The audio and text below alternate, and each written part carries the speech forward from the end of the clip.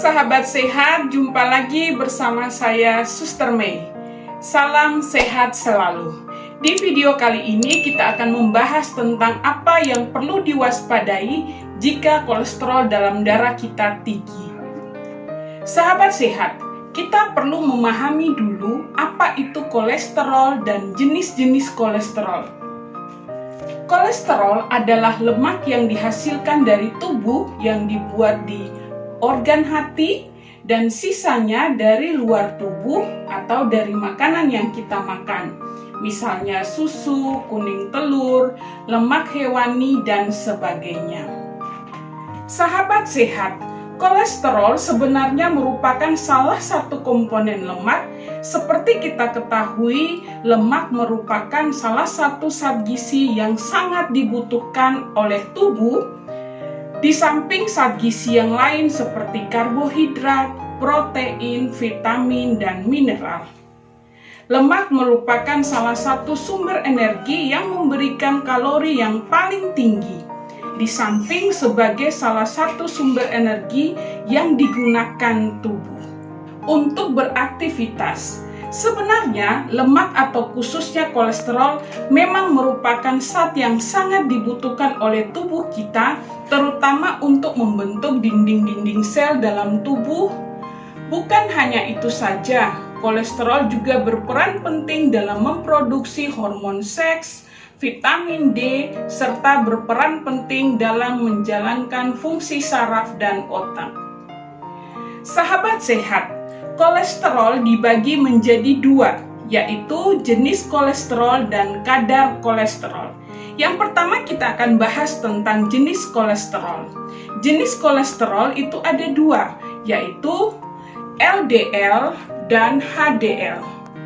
LDL atau sering disebut juga sebagai kolesterol jahat yang menyebabkan terjadinya pembentukan zat yang keras, tebal, atau sering disebut juga sebagai plak kolesterol. Pada gambar ini kita bisa lihat bersama, seiring berjalannya waktu, plak tersebut dapat menempel di dinding pembuluh darah dan terjadinya penyempitan pada pembuluh darah.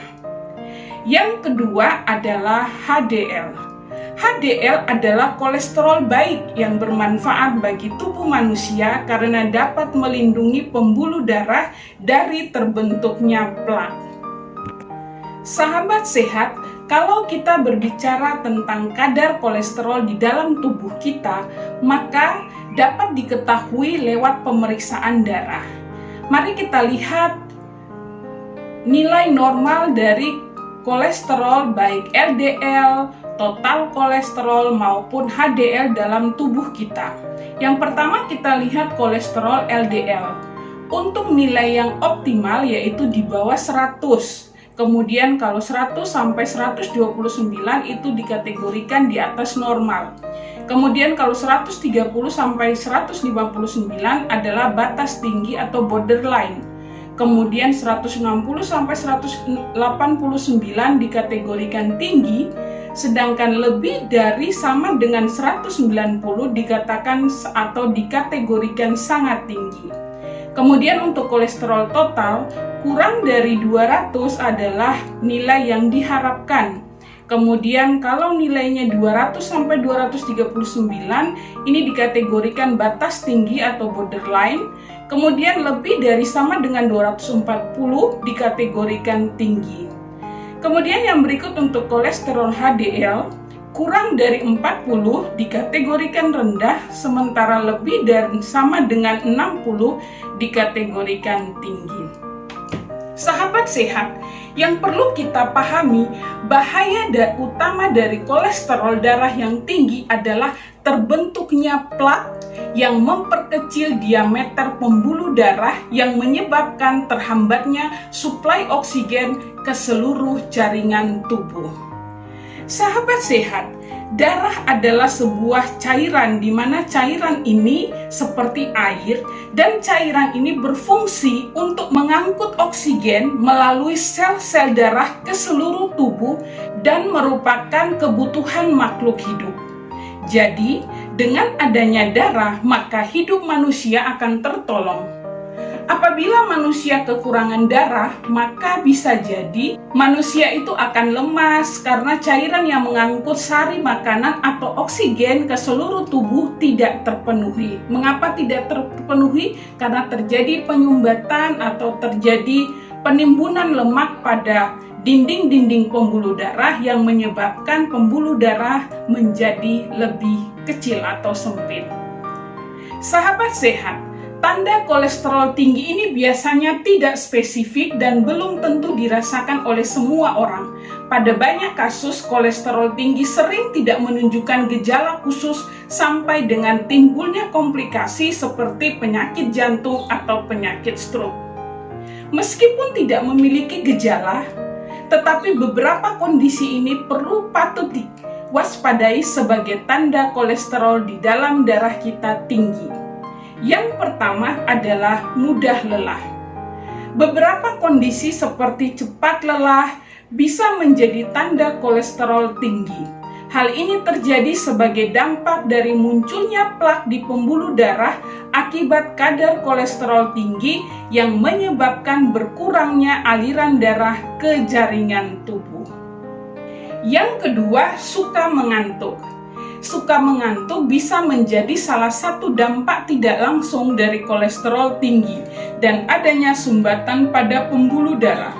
Suka mengantuk dikaitkan dengan asupan aliran darah yang membawa oksigen ke otak berkurang. Dengan ini, keluhan sering mengantuk dan mudah lelah pun dapat terjadi. Yang ketiga, nyeri kaki. Nyeri kaki bisa juga menjadi tanda kolesterol tinggi lainnya. Penumpukan plak yang terjadi pada pembuluh darah di kaki dapat menyebabkan rasa sakit atau nyeri di bagian kaki. Yang keempat, tengkuk terasa pegal. Walaupun tengkuk terasa pegal ini dapat disebabkan oleh banyak hal, tetapi kondisi ini bisa menjadi tanda kolesterol tinggi. Kondisi ini dikaitkan dengan penumpukan plak di pembuluh darah pada area leher. Penumpukan plak terjadi akibat kolesterol tinggi tersebut dapat menghalangi aliran darah yang ada di leher dan menuju ke otak. Yang kelima, nyeri dada. Penumpukan plak akibat kolesterol yang tinggi juga bisa terjadi pada pembuluh darah di jantung. Jika hal tersebut terjadi, pengidap kolesterol tinggi bisa mengalami nyeri dada. Kondisi inilah yang menjadi awal mula terjadinya penyakit jantung atau serangan jantung sebagai komplikasi dari kolesterol yang tinggi. Sahabat sehat, ada beberapa penyakit yang terjadi akibat kolesterol darah yang tinggi, sehingga kita perlu mewaspadai jangan sampai situasi atau kondisi tersebut terjadi di dalam kehidupan kita. Yang pertama adalah tekanan darah tinggi atau di dalam bahasa kedokterannya kita sebut hipertensi. Tekanan darah tinggi terjadi saat tekanan dalam pembuluh darah melebihi normal. Salah satu penyebabnya adalah penumpukan kolesterol yang membuat pembuluh darah menyempit, sehingga jantung perlu bekerja lebih keras dan memberikan tekanan ekstra untuk memompa darah. Jika dibiarkan, lama-kelamaan kinerja jantung pun akan ikut terpengaruh. Yang kedua, penyakit jantung koroner. Sahabat sehat, kadar kolesterol yang tinggi di dalam darah dapat menyebabkan penumpukan lemak atau plak pada dinding pembuluh darah, termasuk pembuluh darah di jantung. Hal ini dapat membuat aliran darah ke jantung menjadi berkurang dan terjadi penyakit jantung koroner. Jika tidak segera ditangani, dapat terjadi serangan jantung. Salah satu tanda awal penyakit jantung koroner bagi sebagian orang adalah serangan jantung. Gejala yang lazim terjadi akibat angina atau rasa nyeri pada dada. Angina atau rasa nyeri pada dada ini bisa terjadi saat terdapat penumpukan plak yang terlalu banyak di dalam arteri. Yang ketiga adalah stroke. Tidak hanya pada pembuluh darah di jantung, lemak juga dapat menumpuk pada pembuluh darah di otak. Jika aliran darah ke otak tersumbat, organ ini akan kekurangan nutrisi dan oksigen sehingga terjadilah stroke. Apa itu stroke? Apa saja jenis-jenis stroke akan saya bahas pada video saya yang lain. Yang keempat adalah penyakit arteri perifer. Penyumbatan pembuluh darah akibat kolesterol yang tinggi juga dapat terjadi pada pembuluh darah yang kecil. Kondisi ini dikenal sebagai penyakit arteri perifer. Pembuluh darah yang sering terkena penyakit arteri perifer adalah pembuluh darah di tungkai dan kaki. Bahkan pada beberapa kasus penyumbatan ini juga dapat terjadi di ginjal.